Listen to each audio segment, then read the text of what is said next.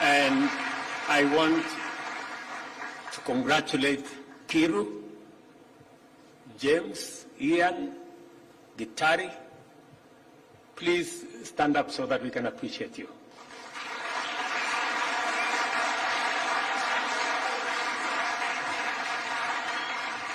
Looking at these young people, this is the face of our new investors, of our new entrepreneurs, and of our new business people. Congratulations again for making the Kenyan youth proud.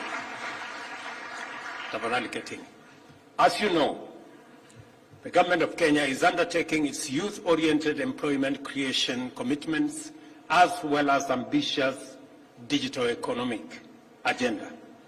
Our entire bottom-up agenda for economic transformation is aimed at creating tens of millions of new jobs to absorb many young, skilled Kenyans who graduate from our tertiary institutions every year, and to radically enhance the productivity of our labor.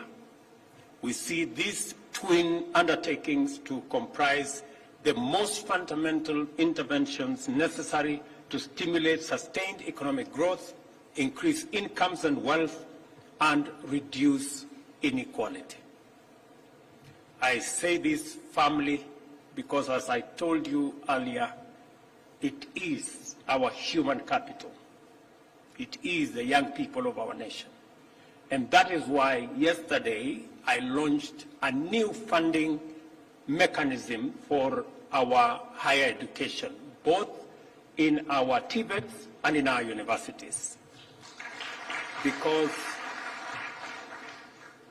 to sharpen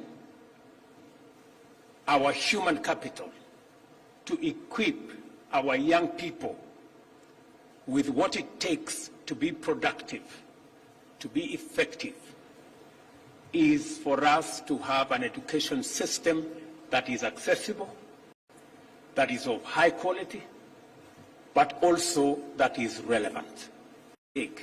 That because I consider human capital and our young people as the biggest asset that we have as a nation, it is important for government to deploy adequate resources to make sure that our young people get relevant, quality, accessible training and education. And that is the purpose of the program and the new funding model that I launched yesterday, that is going to not only increase the amount of money available for the training and teaching and education of our young people, but it is going to be predictable and it is going to be timely. Let me thank this collaboration between EcoBank and Fingo Africa. The job creation mandate that we have falls upon every pillar of our transformation agenda, with special focus on the digital superhighway and creative economy, the MSME transformation, agriculture and agro-industrial value chains, and the affordable housing program. We have an ambitious program, the digital superhighway and creative economy agenda, aimed at developing 100,000 kilometers of fiber optic infrastructure to connect learning institutions, government institutions, health facilities, even up to every ward in the Republic of Kenya. This initiative will facilitate the creation of 25,000 free public hotspots, 1,450 digital innovation hubs, and the connection of over 40,000 learning institutions across the country. We are rolling out this digital infrastructure because, as was said ably by my good brother there, technology is going to leapfrog our continent into the future.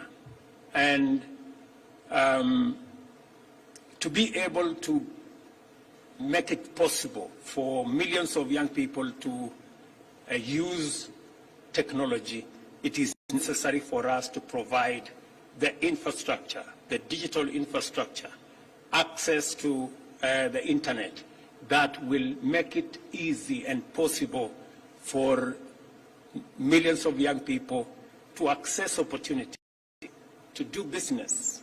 It is very important for Kiru and his team that there is a robust infrastructure of digital infrastructure across the country for his business to make sense.